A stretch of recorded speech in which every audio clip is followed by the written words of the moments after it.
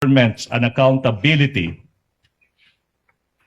you merely ask a security officer, Colonel Lachica, what to state in the physical and financial plan as confidential activities in relation sa paggamit ng Office of the Vice President ng confidential funds. To aid your memory, Your Honor, please, we are showing on the screen, a portion of the transcript of the Committee on Good Government and Accountability hearing, November 25, 2024, where sinasabi ng witness that all information that will be reflected in the physical and financial plan of the Office of the Vice President, which she prepared, galing lang sa isang security officer, si Colonel Lachica. Siya po ang nagbigay sa akin ng inputs, Your Honor, o mga guidelines po, Your Honor, kung ano po ang mga activities in relation po sa pagkandak po ng confidential operations Okay. or activities. Salamat, ma'am. Ma'am, who is this Colonel Lachica?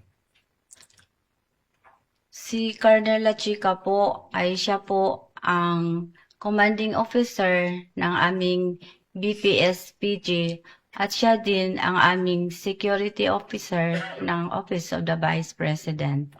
Si Colonel Lachica, yung full name niya po ay si Colonel Raymond Dante Lachica. Tama po ba?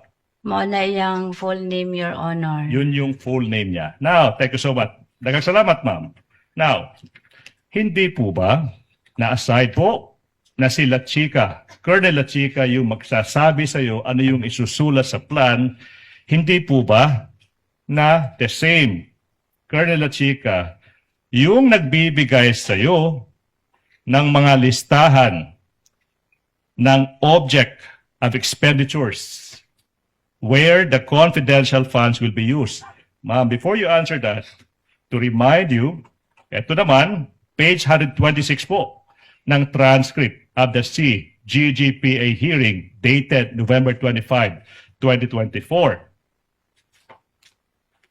Nakasaad dyan, inamin nyo, under oath, ma'am, na yung nagbibigay sa iyo ng listahan ng object of expenditures, paano gagamitin yung confidential funds, ikaw po yung nagprepara, pero si Colonel Lachica yung nagsasabi sa iyo sa mga listahan ng paggagamitan ng confidential funds.